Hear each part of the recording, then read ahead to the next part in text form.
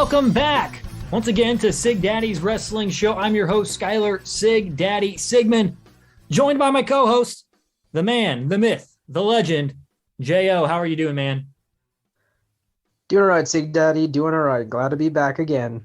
Yep, and we were back together once again last week for our WrestleMania 38 reaction. Had a lot of fun with that. It was very, very interesting to talk about the two-night WrestleMania that was probably one of the best WrestleManias I've seen in quite a long time. Definitely on the higher end of Manias. Just I cannot stress enough how much it is easier to watch with the two-night format. It makes it even better. It was very, very good show. Very fun. You can hear more about our comments on that WrestleMania 38 in the archives on Podbean, Apple Podcasts, Spotify, the iHeartRadio app, wherever you get your podcasts. But our topic today is, will WWE crowds eventually turn on Cody Rhodes like AEW crowds did? We'll dive into that here in a little bit, but I want to give a plug to Kyle from the Apron Bump podcast. I'll be joining his show on Thursday to talk about two Ring of Honor shows from 2003, Expect the Unexpected and Night of Champions. Looking forward to joining Kyle on that show. Stay tuned and be ready to listen to that. Kyle and I talking about Ring of Honor 2003, Expect the Unexpected and Night of Champions. Can't wait to come on his show. So stay tuned for that wherever you get your podcast from the Apron Bump podcast, that is. But first topic I wanted to get into today before we really dive into Cody Rhodes. We'll talk about multiple topics. There's a lot to talk about from this past week.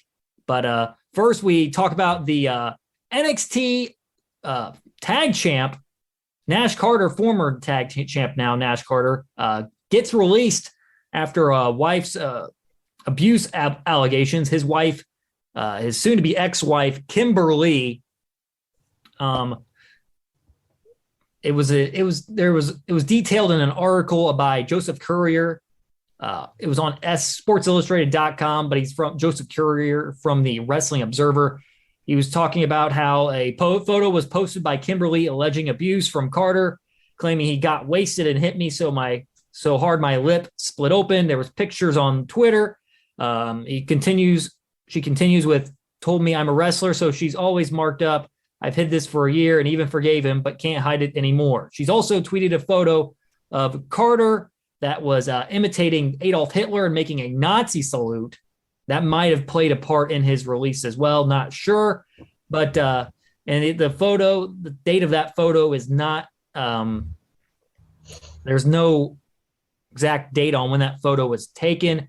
I've heard that it was quite a long time ago, but then there was the weird thing about this, J.O., was MSK, the tag team of Nash Carter and Wes Lee. They had just won the tag titles at Stand and Deliver back on WrestleMania weekend. And that was right, I think, around the time that I think the pictures were already released at that point. The supposed the busted lip and such. But then there's conflicting things where Wesley, who is Carter's partner, his wife, had been claiming his innocence, Nash Carter's. And according to her, Lee got served divorce papers and turned to Twitter because she doesn't want to be with her anymore. And Lee reacted apparently by ripping up his posters that were one of a kind with signatures. And then she continues by saying Kimber also claimed that she doesn't know Wesley's wife and stuff, even though there is photographic evidence that they have met multiple times. And there's Instagram picture comments along that stuff. It's quite an interesting and very, very complicated situation. Yeah, definitely sounds like there's a lot going on there.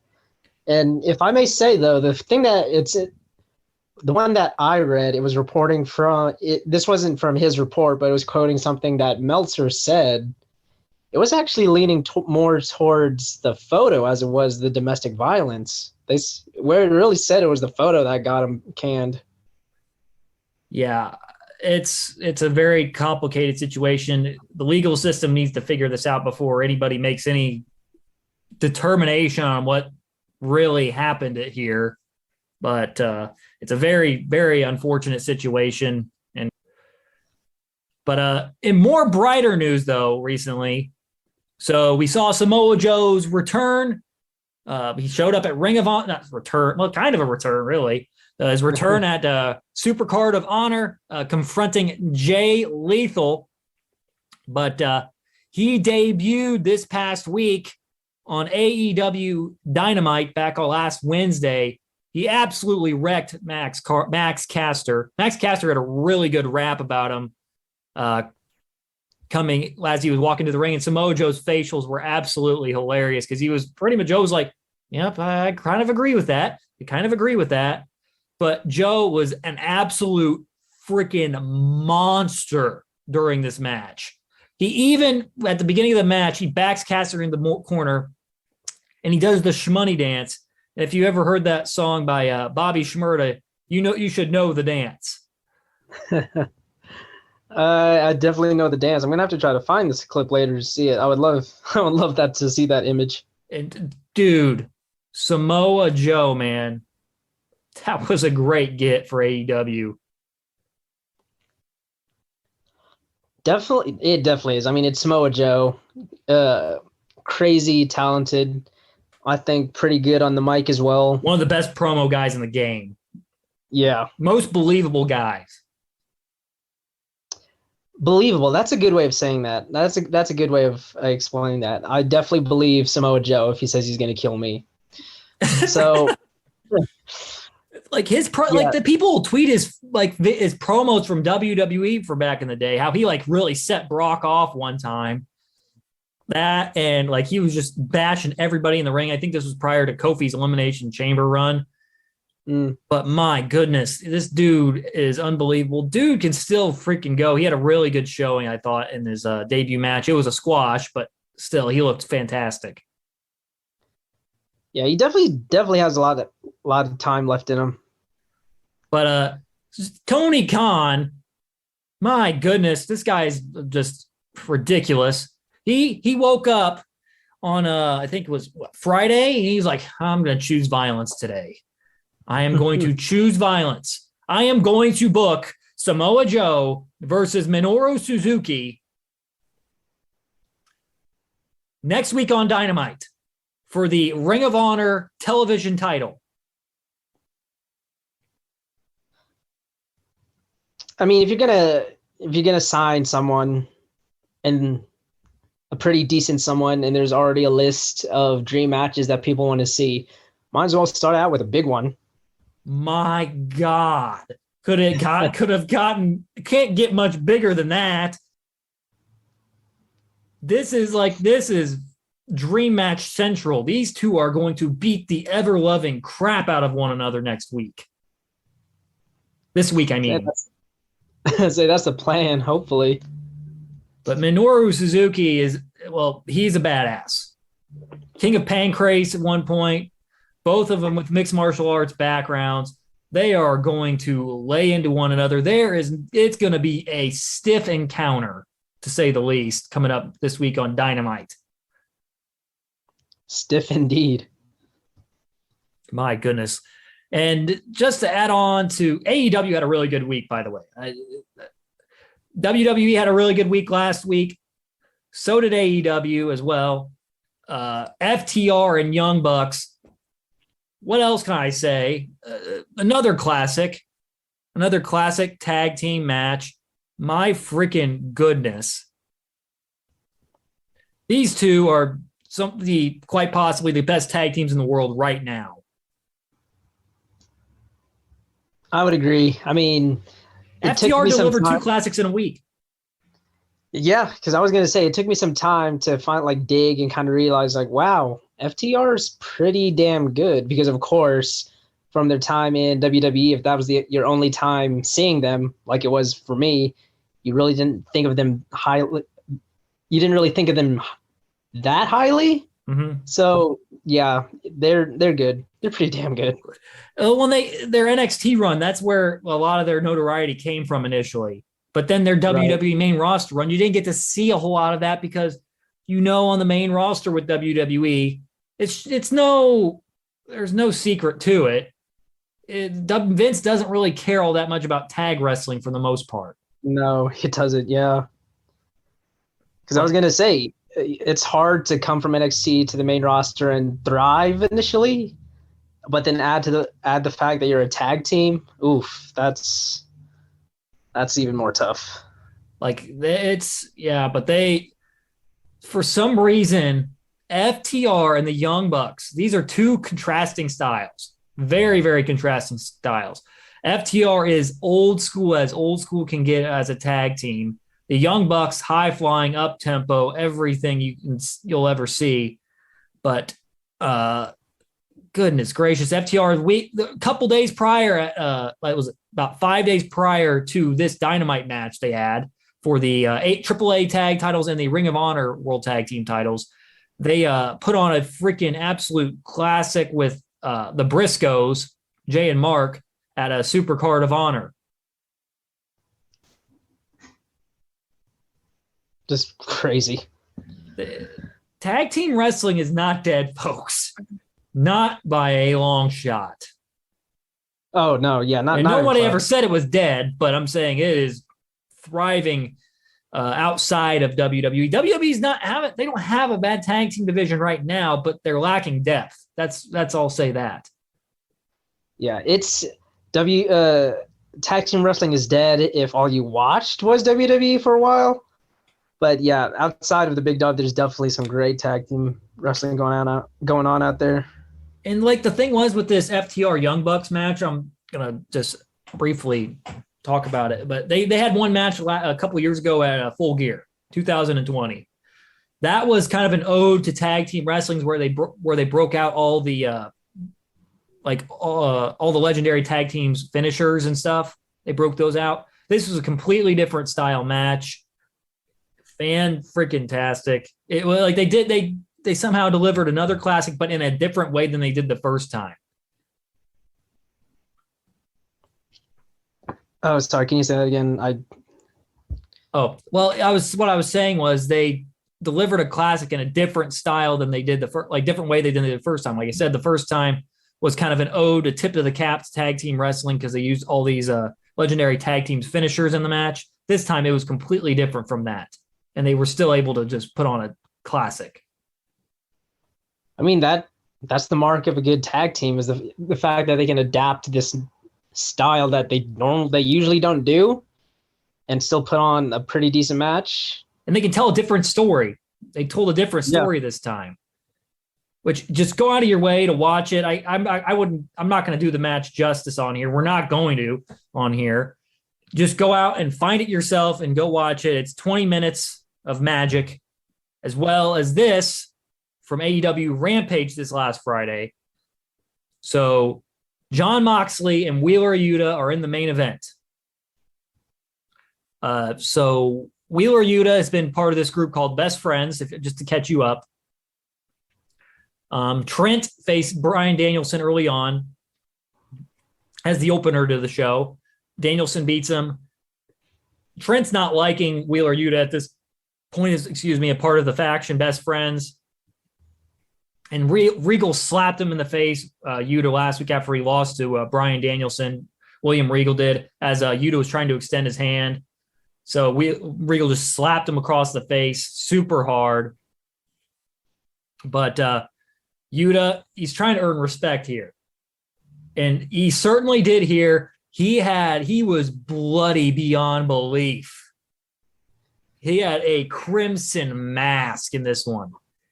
Yeah, I saw a few pics from the match, and it definitely looked rough. They recreated the Steve Austin, Bret Hart sharpshooter spot, but it was a clover. Moxley had a clover leaf in, and then Yuta, how Austin rose up from his arms. Yuta did the same thing with the bloody face as well in this. Wow. and it was super cool. Yuta kicked out first of the DDT, the double arm DDT, but that was shocking enough as it was, because he wanted to earn Moxley's respect, wanted to be part of the Blackpool Combat Club. He wanted to earn those guys' respect.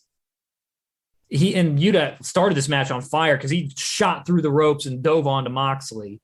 But as he went on to the match, like he said, he hit the double arm DDT, the Death Rider. I don't know if it's a Death Rider, but I think it's called the Death Rider. And then but then it was even more shocking that Yuta kicked out of the paradigm shift. That's game over every time. Where he kicked out a boat. Yeah, he lifted like I think the Death Rider is just kind of a double arm DDT quick drop. Paradigm shifts where he lifts him up and pretty much just drops him on his head. Like lifts him up vertically and drops him on his head. Yuta kicked out of that even. Wow. And that is some, because he's, from what I can tell, that move is pretty protected. Yeah, it's pretty protected, but they let Yuta kick out of that there, which made it super special. It made him feel like a star. And this guy had been mostly a mid-carder who was getting beat up by everybody, practically a jobber almost in AEW. He's been pretty much getting beaten up by everybody. But here he really got to show his potential, and it really was like, this was a star-making performance for this guy. This match only went 12 minutes. But my freaking goodness, what they were able to pack in that 12 minutes made this guy look like a freaking star and on close to Moxley's level. It was beautiful. And by the end of it, after Moxley chokes him out, Yuta taps out. He had no choice but to tap out to the Bulldog choke. Regal actually shook his hand, and they wrote BCC. He wrote BCC on his chest in blood, did Wheeler Yuta. Oh, wow. That's pretty cool. It was pretty badass. It was super cool. Another match you should all go and check out. It was from this past weekend's Rampage. Definitely recommend to check it out. Like I said, AEW had a really good week as well as WWE. It's nice when both companies have a great week. Oh, just a good week for wrestling overall. It's awesome. It's fantastic. So here we are. WWE posted today. This is Monday. We're recording this, but I was talking about Sportskeeda posted a thing from, I think it was some Sportskeeda. The core source was Conviva. They did some social media numbers, and Sportskeeda posted the graphic. Is the Conviva was the one who gathered the stats, but WrestleMania 38 defeated the Super Bowl on the social media field. That's pretty impressive. Yeah, if you look at it in certain ways, but you got to look at it. There's somebody made a comment on it, and I'll get into it here in a second. But impressions, WrestleMania 2.2 billion, Super Bowl 1.8 billion, video views 1.1 billion for WWE, 618 for the Super Bowl, 13.1 million hours video watch time, Super Bowl 3.56 million hours. Engagements 87 million for WrestleMania, Super Bowl 78 million. Impressive nonetheless, but tell me how you feel about it first. I'll dive in afterward. I'm trying to think how, because of course it's WWE, they're not 100% authentic or honest with numbers like that. So I'm trying to think how they can inflate it. I don't think that's inflated. That's actually from like a source. So I think that's okay. I mean, WWE's always pretty been good with their social media presence, because when I was having trouble watching Mania, they were on top with their posts of updates. Of course, they couldn't post videos, which kind of bummed me out. But like up to like play by yeah, I'll say play-by-plays up to the minute updates. I think they're pretty good on their social media. They have a pretty solid social media team. Like what I was thinking here is, so somebody made the point where Super Bowl is just one night. And Super Bowl is also to mainly just an American audience, while WWE is 2 nights and to a worldwide audience. Okay. Yep. I didn't. Okay. Yeah. I see what they were saying for that. But even with that, those are still solid numbers. Those are really, they're really great numbers. I was just saying, there's interesting. Yeah. It's an interesting like dichotomy between the two, because it's like, okay, those are really good numbers, but still good numbers nonetheless. Yeah. When you think about that, and because it was WWE that posted it saying that mentioned the Super Bowl, right? Like we beat the Super Bowl in all of these. I think it may have. I just the graphic I saw was from Sportskeeda, but I don't know. They may have posted it. I wasn't really paying attention to it too much. I just saw that graphic on Twitter today. I'm like, oh, that's interesting. And but yeah, that's true. When you look at it that way, it kind of takes away the whole yeah, we beat the Super Bowl, but did you though? Like, did you really? Because the Super Bowl was what, 3 hours, and this was what, 8? Yeah. But it's whatever. It's cool though. It's really cool. Their social media presence is super powerful, worldwide audience. So good. Hats off to WWE for that, and hats off to these couples. So this last week, Alexa Bliss and Ryan Cabrera got married. You remember Ryan Cabrera? I think he had like a little bit of a musical run in early 2000s. Alexa Bliss and him got married this past week, as well as Carmella and Corey Graves. So congratulations to both the happy couples. And Jerry Lawler is replacing Corey Graves for the time being on Raw color commentary. But congrats to the happy couples. So he has to go on his honeymoon. Mm-hmm. Got to get the honeymoon in, man. Got to get it in. Because Carmella, that wasn't Carmella's actual wedding dress that she wrestled in, right? Or was Graves just saying that? No, I don't think so. I don't remember. I honestly, I don't remember the match very much. I'd say she was wearing a white attire, and it was almost like a wedding gown. It looked a lot like a wedding gown. I'm pretty sure Corey Graves was either joking when he said that was the wedding dress, but hey, with wrestling, and you never know, it could have been. Yeah, who knows? Who knows? But a honeymoon phase that may end or may last for a while here. We're getting into our main topic now, so here we go. Will WWE crowds eventually turn on Cody Rhodes like AEW crowds did? This is the question. This is the topic of discussion here today, the major topic of discussion, J.O. And we have differing point of views on this. So I want you to get into yours first. So my initial thoughts are no, they won't, because I'm thinking this, that depending on how they book Cody Rhodes' character and how they want him to come back into the WWE, if they keep him as,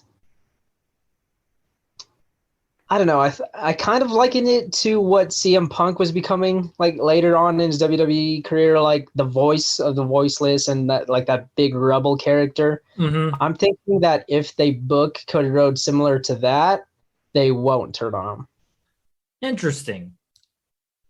Well, and I was watching his promo today on Monday Night Raw with Miz, and his entrance is a little bit overblown. Just saying, there was way too much pyro. He had like 3 different things of pyro during his entrance. It was a little ridiculous. 3 or 4 actually, but it's like, save that for Mania. I digress. But he was talking like wrestling. He was talking about titles. And he was saying wrestlers, and Miz was like correcting him, saying superstars, and he was saying titles, and there's like they're he was saying belts, and Miz corrected him by saying titles. It was kind of like I said, like you were saying, he said kind of like the outsider on that sort of thing. Yeah.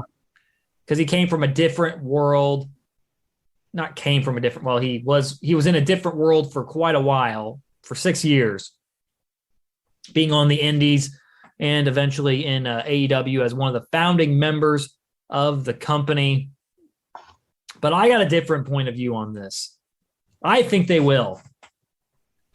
If you remember Seth Rollins' 2018, 2019 run, where he took down Brock Lesnar, but then his first few feuds were not very good as champion. Fans eventually started turning on Seth at that point. And he was also not endearing himself in the public eye very much because he was making comments about Will Ospreay, talking about him being not in the big leagues and WWE being the best professional wrestling in the world, yada, yada, yada. People not buying into that and that kind of thing. Cody's character is cool for so long. And what he did in AEW here, like AEW, the beginning of AEW, he was one of the hottest characters going on in wrestling. No one can deny that. Nobody. You're right. Like he had the epic Dustin, him and his brother having that epic bloody battle at Double or Nothing, the inaugural pay-per-view for AEW. One of the still probably the best match in the company's history. And that's crazy to think 3 years later, it's still probably up there with their best matches. But his character and his feud with Jericho, that was great. But the issue was his character after that, after the initial run, it never evolved really. Never changed. Like crowds like at the beginning were loving Cody, absolutely loving his fire and passion for AEW. But like later on, fans were yearning for something new because they weren't getting it. They were just getting the same old promos from Cody every single time. And they weren't connecting. And they wanted something different, which gave them not Aleister Black, but Malachi Black. And fans just wanted him to turn heel. And he just wouldn't. And if Cody's character doesn't evolve over time in WWE, which I don't know if it's going to, I have a feeling it's not going to for a while, and that could cause a major issue moving forward. See, because I'm thinking the reason, having that Cody Rhodes couldn't compete for the main championship, I feel kind of put them in a tough spot booking wise, and I think that's one of the reasons he couldn't really progress as a character. But he won't have that problem in WWE, obviously. So I'm thinking we could see this Cody as a top tier champion and give the fans an opportunity to see what that looks like. Yeah, it'll be interesting how long WWE waits to pull the trigger, if they do pull it, because you never know. Change it. They could change their minds in an instant. This seems like that's the plan to get the belt or belts, that is, that on Cody eventually, as Roman. Have him take him off Roman, but we'll see about that. But and my point is with the Cody crowds were wanting him to turn heel. He never evolved. But if you notice over time in AEW, the main people that were in charge, the EVPs, the Bucks, Kenny, and Cody. Of those four, Cody never changed, and that led to the fans turning on him. The Bucks changed, even though Bucks and Kenny Omega changed their characters. They turned heel, which gave them a new kind of spark. It didn't keep them in one place stagnant all the time. They kind of moved on, and it was creating more, it was more interest around them. Well, whether it's heat or goodwill, but it was more heat for them. And Cody was he was getting very mixed reactions by the end of his run in AEW But it's all, this is all dependent on crowds. It's all dependent on how WWE books Cody's run. I don't have a ton of faith in the company right now. But they're getting I got a little bit of goodwill back, but not much. It's going to take a while. But it's all going to depend on if they let him evolve his character a little bit. Because this is literally, this is a carbon copy of the Cody Rhodes we saw in AEW. Like literally the same character. I know it's introduced to a new audience, but that character doesn't change over time. Crowds are going to start giving him mixed reactions. And how do you even think they want him to come in as in WWE? Is he going to be, if he's going up against Reigns, eventually he has to stay the face, even though that's what he has been these past few years? I know he's going to stay the face, but he's got to kind of, I don't know how it's going to be all how WWE does it, but they've got to shift his character in some certain way to adjust, because Roman's the cash cow right now, dude. He is wrecking everybody. There is nobody in freaking sight that has a chance in hell against him right now. Nobody. Cody's one of the options and Drew McIntyre is one of the options.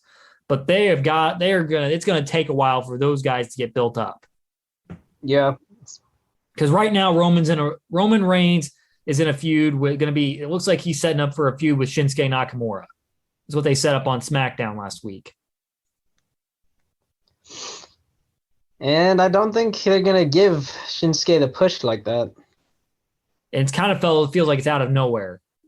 I understand with the Rick Boogs thing, Rick Boogs being out, and the Usos winning retaining the tag titles at WrestleMania. It was something for Shinsuke to do, but really, they're going to have to, like I said, Cody's character has to evolve in some way in order to take down Roman. He can't be just this fiery babyface, cuts these super passionate promos all the time kind of guy. He has to figure out how to flip a switch somewhere. And if WWE doesn't do that, crowds may turn on him. It's all about the chase. A lot of babyface champions, it's all about the chase and not so much afterward, because it loses its luster afterward. The chase. It's like, oh, he slayed the giant. Now what happens next? Now what? Yeah. It's so much easier to book heel champions than it is for babyface champions. So if Cody does win the title, will crowds turn on him then? Because he'll be cutting the same kind of promos over and over again. That's kind of where I go, because Seth Rollins, like I said, that's my prime example with Seth Rollins, because he was one of the hottest baby faces going in WWE at that time, because he took down Brock Lesnar and he was going to just end the reign of tyranny for Brock, but fans eventually turned on him. What makes you think that WWE fans won't turn on Cody at some point? And not by Cody's own volition. It's just fans are tired of it. Okay, that's true. I will give you that. I'll give you that one. What else would you got? What else you'd say for no? Because I already talked about how it'd be something new that the fans initially wanted, and as long as they can book it. But I'm thinking because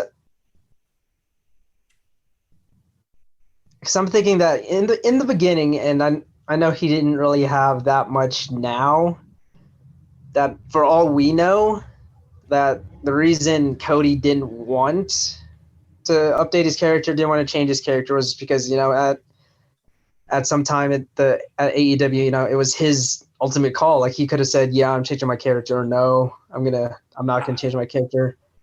I understand he's built that brand as the American Nightmare over the past 6 years, so people can identify with that. I get that point. Yeah, but I'm hopefully thinking with his move to WWE, and he's not necessarily calling the shots like he used to initially. I'm hoping that if he does change, like he'll be willing to, because I still think that the best way to do it is to try to do it like a CM Punk kind of style.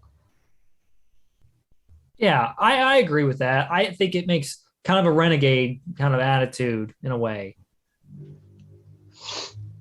Right. And if, it's, of course, it's going up against Roman Reigns, like a WWE guy through and through.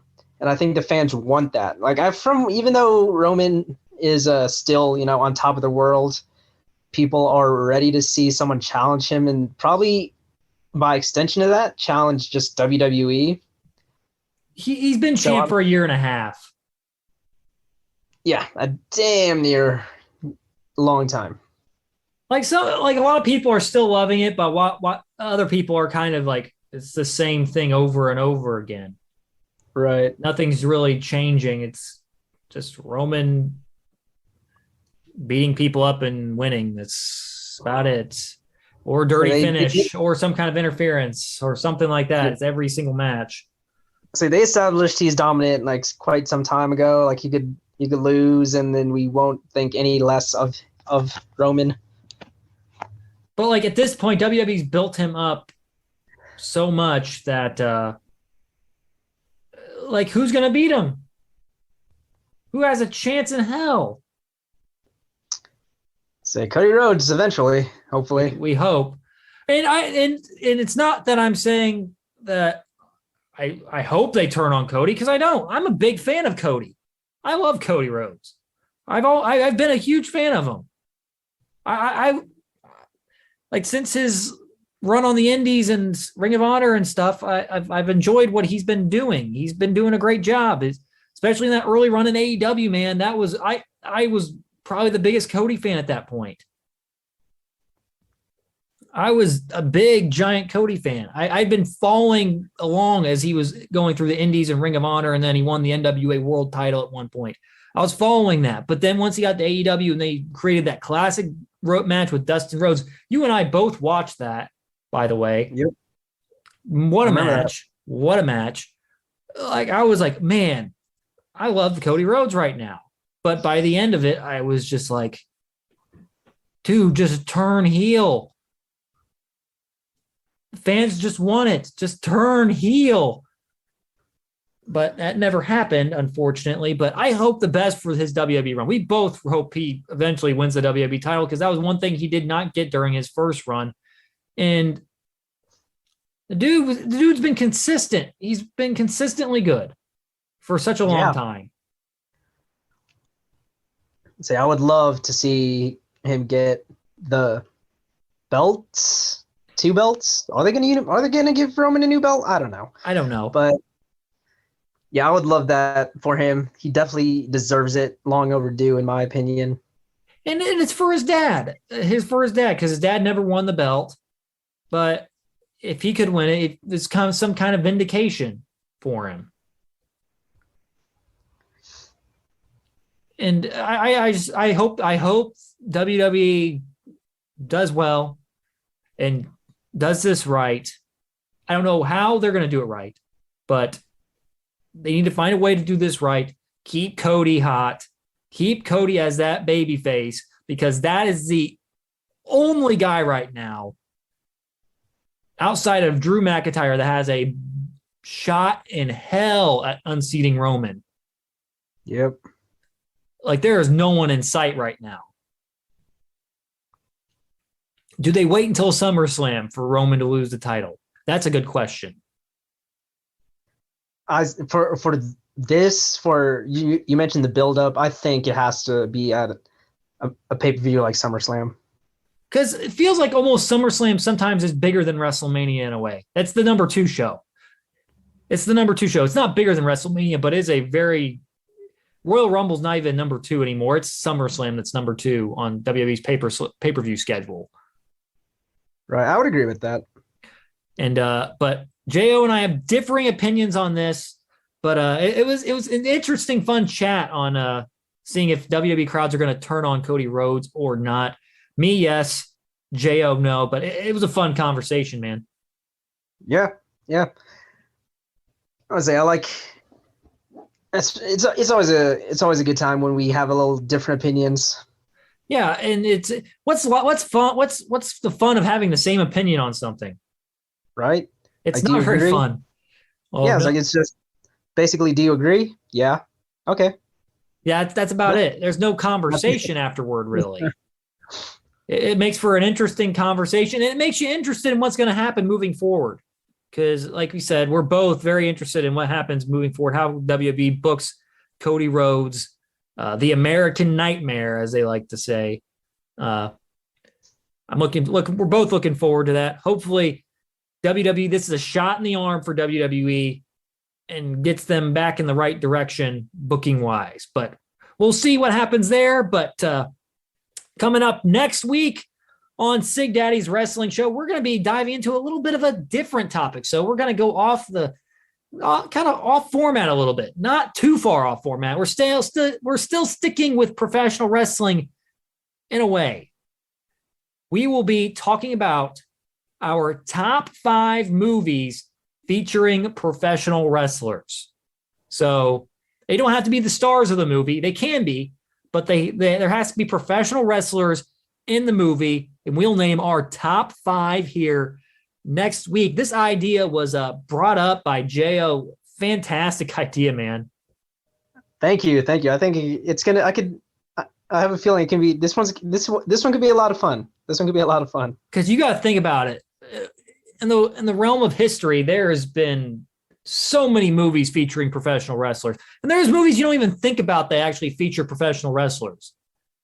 Right, like the one you gave me a sneak peek of. I can't believe I didn't think of that one either. But yeah, there's a lot of good ones. So it's going to be a hell of a conversation next week. So I'm really looking forward to that one. Coming up next week on Sigdaddy's Wrestling Show, top 5 movies, each of our top 5 movies featuring professional wrestlers. That'll be on Spotify, Podbean, the iHeartRadio app, or wherever you get your podcast. Make sure to find it on Sigdaddy's Wrestling Show. And before we go, J.O., where can people find you, man? You guys can find me out on Instagram and Twitter at Jeremy Ordas, all lowercase. All righty then. You can find Sigdaddy's Wrestling Show on Twitter, Facebook, and TikTok at Sigdaddy Wrestle, and on Instagram at sigdaddy.wrestle. Until next time, that's J.O. I'm Skylar Sigdaddy Sigmund saying thank you for listening, and so long, everybody.